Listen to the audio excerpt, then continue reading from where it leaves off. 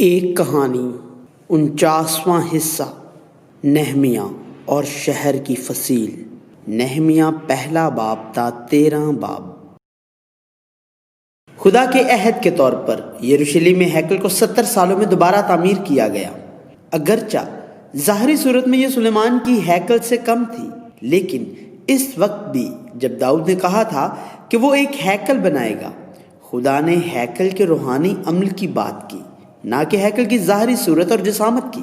لہٰذا زربابل کی ہیکل کچھ عرصہ کے لیے یہ کردار ادا کرے گی، پھر یہ بھی تاریخ سے مٹ جائے گی، اور یسوع مسیح حقیقی ہیکل کے آنے سے ہی سب کچھ مکمل ہوگا۔ اب چونکہ یہ ہیکل جو ایک لحاظ سے یسوع مسیح کی نمائندگی کرتی ہے مکمل ہو چکی ہے، خدا کے لوگوں کو ہیکل اور یسوع مسیح کے گرد مرکوز خدا کے ساتھ چلنے والی زندگی بسر کرنا ہوگی۔ تاہم یہاں ایک ہیکل ہے، لیکن ایک دیوار کی کمی کی وجہ سے اب بھی ہیکل کو خطرہ لاحق ہے اور بطور ہیکل کام کرنا مشکل تھا۔ لہٰذا نہمیہ کی کہانی وہ قائد جس نے اسیری سے تیسری واپسی کی رہنمائی کی، دیوار کی دوبارہ تعمیر نہمیہ کی کتاب ہے۔ یروشلم ٹوٹا اور پھاٹک جلے ہوئے تھے۔ بائبل میں نہمیہ کا ظاہر ہونا پہلی اسیری ہیکل کی تعمیر کے آغاز اور رکاوٹ حجی اور زکریا نبیوں کے ذریعے سے ہیکل کی تعمیر کا کام دوبارہ شروع اور تکمیل ہونے اور مردکی اور آستر کی سرگرمیوں کے بعد ہے۔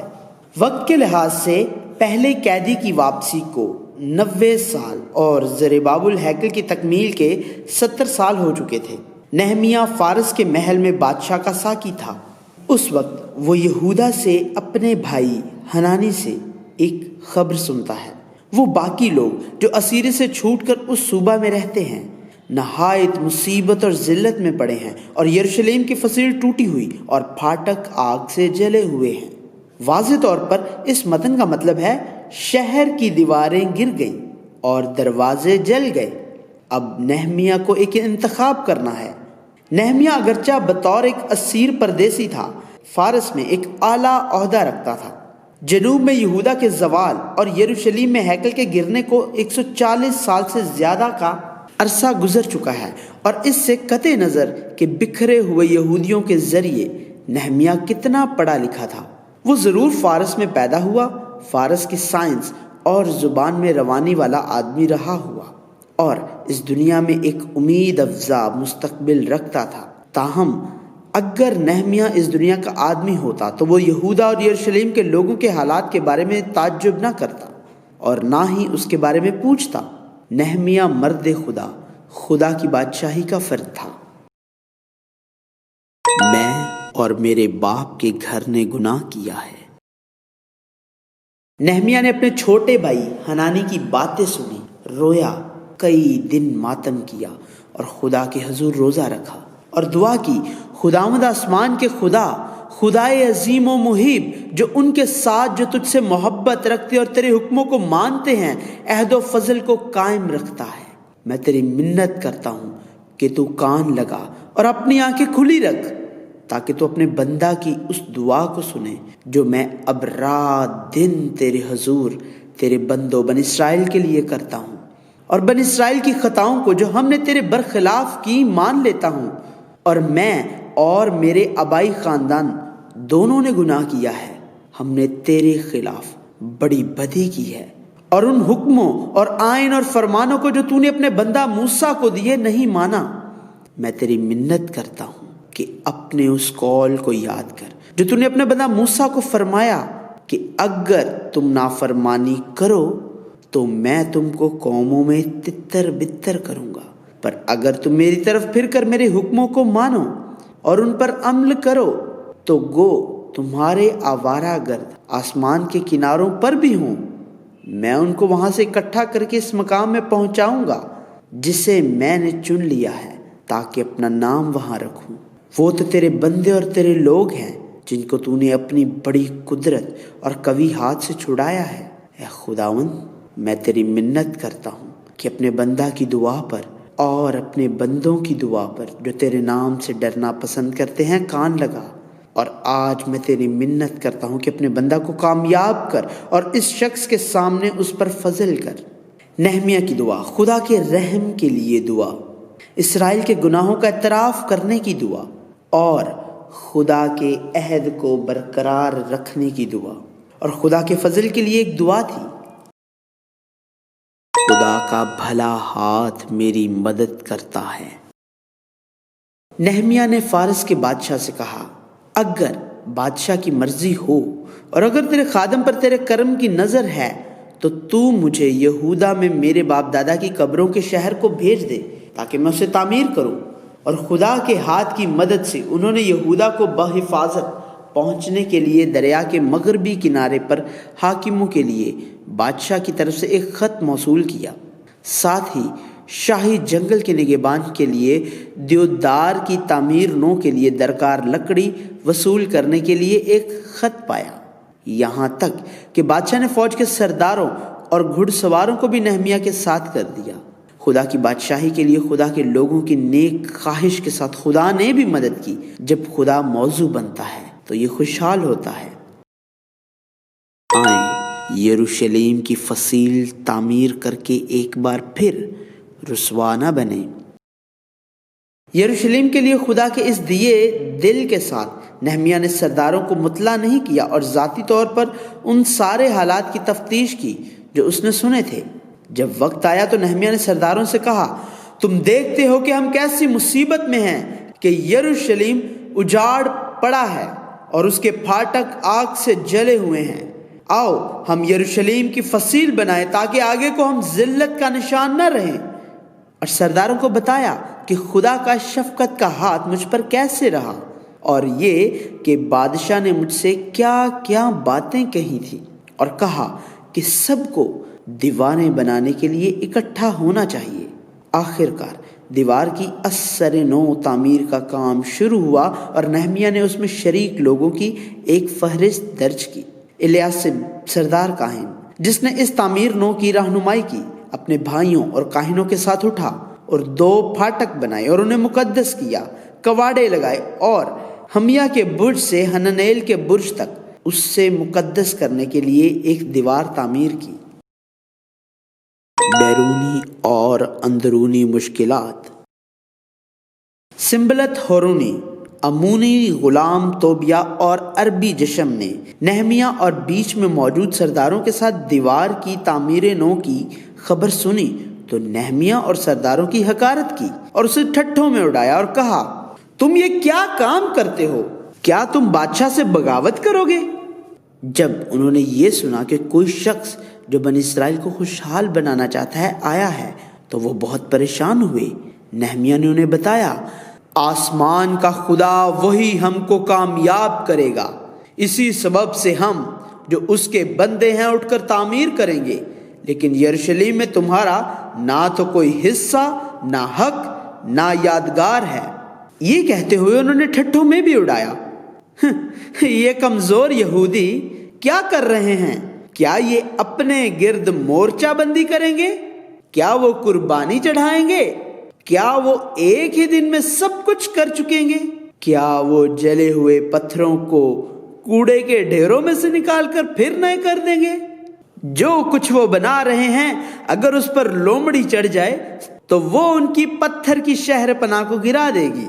ان کے ٹھٹھوں سے متعلق نہمیہ نے یہ کہہ کر خدا سے دعا کی کہ وہ اسے اپنے ہاتھوں میں سنبھالے۔ سن اے خداوند ہمارے خدا، کیونکہ ہماری حقارت ہوتی ہے، اور ان کی ملامت انہی کے سر پر ڈال، اور اسیری کے ملک میں ان کو غارت گروں کے حوالہ کر دے، اور ان کی بدی کو نہ ڈھانک، اور ان کی خطا تیرے حضور سے مٹائی نہ جائے، کیونکہ انہوں نے معماروں کے سامنے تجھے غصہ دلایا۔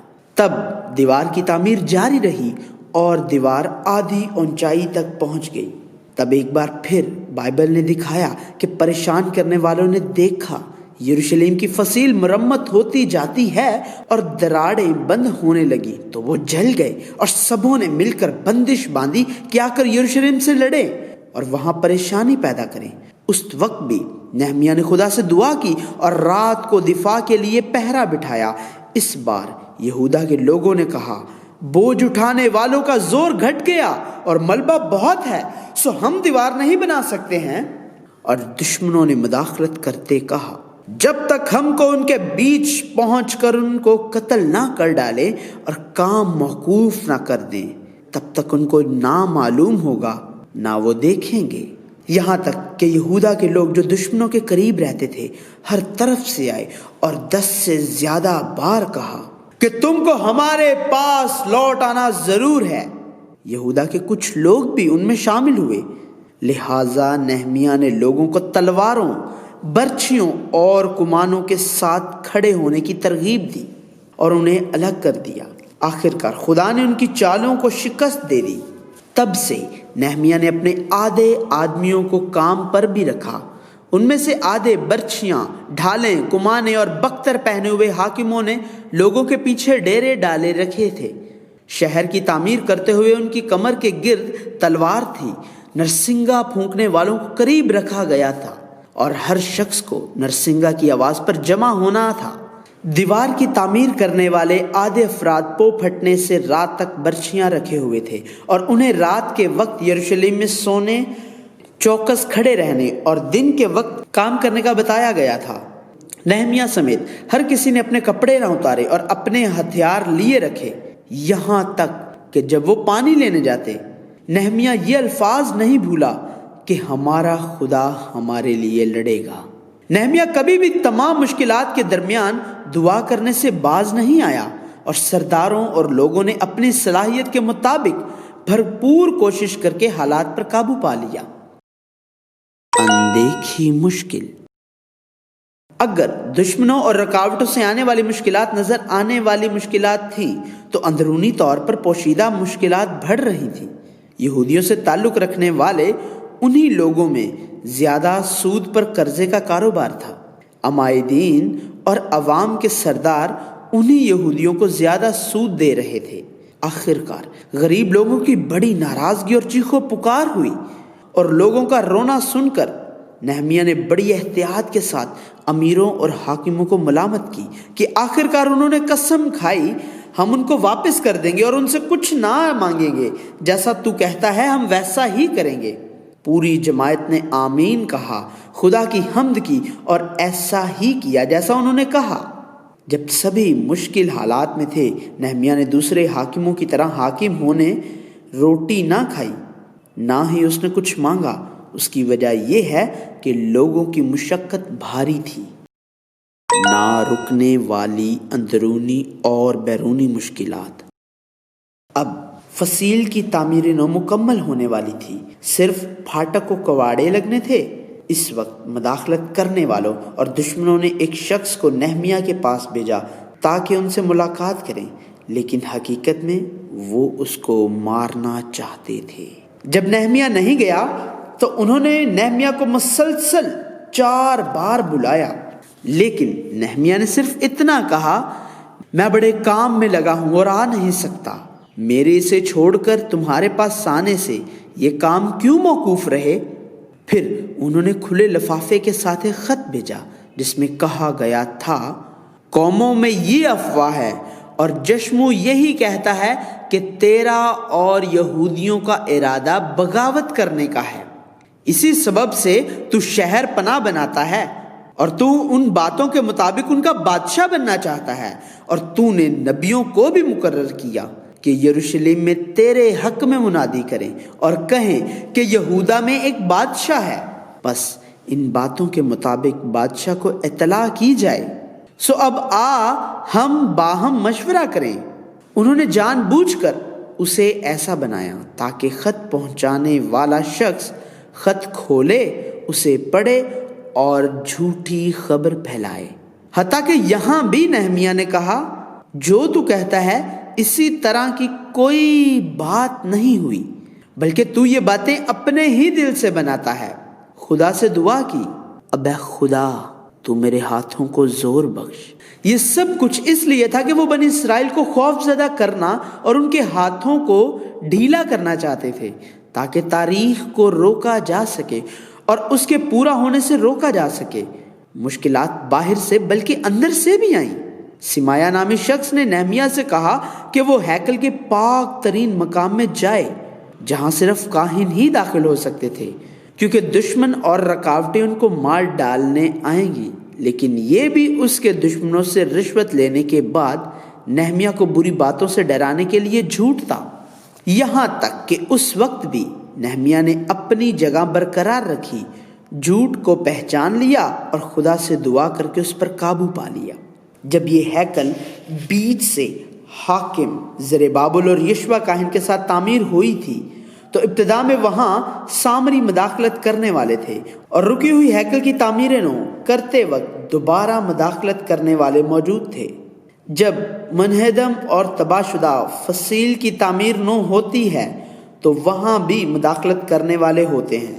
ہمیں واضح طور پر جاننا چاہیے یہاں تک کہ ہیکل یسوع مسیح کے ہمارے اندر آقا بننے کے عمل میں اور یسوع مسیح بطور مالک کے ساتھ الگ زندگی بسر کرنے میں شیطان کا دخل کبھی ختم نہیں ہوتا ہے، بالکل اسی طرح جیسے بیابان میں امالیک اور کنعان میں فلسطی تھے۔ یہ جان کر کہ خدا نے یہ کام پورا کر دیا ہے، آخرکار یہ کام دیوار کی تاریخ کے آغاز کے 52 دن بعد ختم ہوا، اور جب سارے دشمنوں اور آس پاس کی غیر قوموں نے یہ سنا تو وہ سب خوف زدہ ہوئے اور بہت حوصلہ شکنی ہوئی، کیونکہ وہ جان گئے کہ خدا نے اس تاریخ کو انجام دیا۔ خدا نے یہ کیا، صرف خدا ہی جلال پانے کے لائق ہے۔ جب دروازے لگائے گئے تو خدا کا خوف چھا گیا۔ قابل لوگوں کو یروشلم پر حکمرانی کرنے کے لیے کھڑا کیا گیا، اور ان سے کہا گیا کہ جب تک دھوپ تیز نہ ہو وہ پھاٹک نہ کھولیں، لیکن جب بند ہوں تو ان میں اڑبنگے لگائیں۔ اس کی وجہ یہ ہے کہ اگر ہیکل کو فصیل کے ذریعے محفوظ کیا گیا ہے تو اس فصیل کو پھاٹک کے ذریعے محفوظ کیا گیا ہے، لہٰذا پھاٹک لینا ایک پورا شہر لینے کے مترادف ہے۔ اور آخر کار کاہن، لاوی، دربان، گانے والے، بعض لوگ، نتنیم اور تمام بنی اسرائیل اپنے اپنے شہروں میں بس گئے۔ اب آگے کیا کرنا ہے؟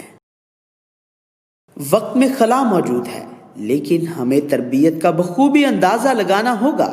پوری اسرائیل کی تاریخ میں انہوں نے ثابت کیا کہ اس دنیا کی کسی قوم سے کوئی امید نہیں ہے، اور وہ اس دنیا سے ہلاک ہو گئے، وہ انتقال کر گئے، اور اسیری سے واپسی کے بعد ہیکل جو کہ یسوع مسیح ہے کے گرد ایک نئی زندگی کا آغاز ہوا، لیکن دیواریں ٹوٹی ہوئی اور دروازے جلے ہوئے تھے، جس سے ہیکل کے مرکز کے آس پاس کی زندگی مشکل تھی۔